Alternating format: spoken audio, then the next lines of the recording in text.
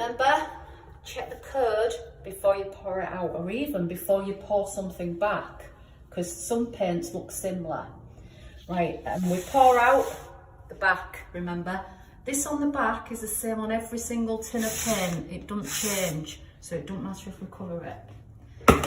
Right, decanter in your kettle by having your paint handle away. Then, up with that, fingers on the bottom, and then just decanter into the kettle. Stop quickly, pour quickly, stop quickly. Let the drips come back, and then wipe this edge. Done. Okay, so I'm going to show you now. Come with me. I'm going to show you now how to cut in to a ceiling.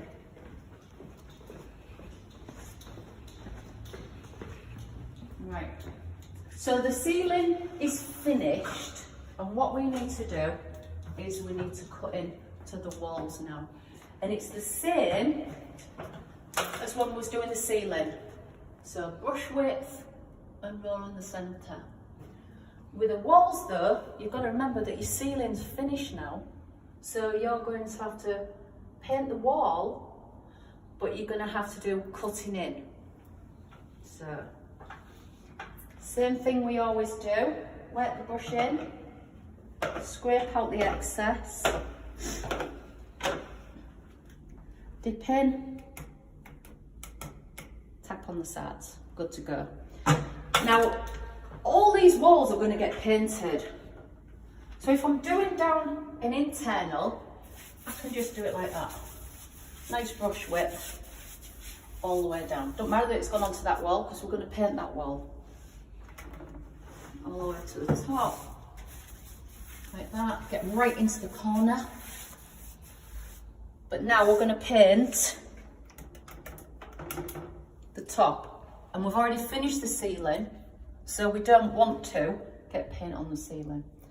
So it's your cutting in method. It's holding your brush like a pencil, holding onto the ferrule, taking the brush up to the surface and shimmying it, bending and shimmy. I'll just take some excess out so it doesn't drip. Bending it, shimmying it, and then just dragging them bristles along like that. And again, I'm wiping the bottom so I don't get that thick edge.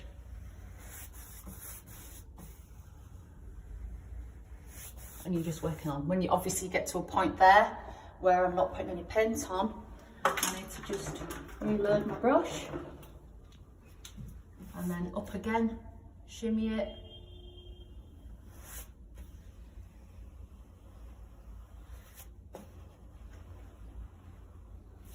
Corners, up to the corner like that, and then just across. Yeah, make sure you've got no thick edges around there. So you've got a nice line across the top, but it doesn't matter about the corners because you're going to be painting this wall. So we'll carry on. Always start at the top. You always start at the top and work down. So I'm going to cut in this top edge again. Don't rush with this, just take your time.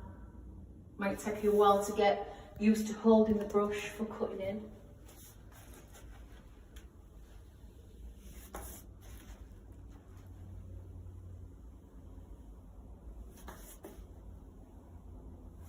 There. And now this edge, obviously, I know I'm going to paint this wall, this chimney breast wall, so I can just do a nice brush width and nip onto this wall here. I'm going to go all the way down from the top. Yeah. And then carry on all the way to the bottom. You're only doing one wall at a time. If you go on the other wall, just make sure you tack off any thick areas.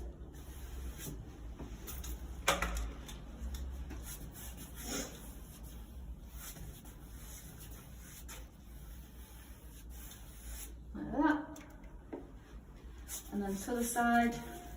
So you're basically just going all the way around one section of wall.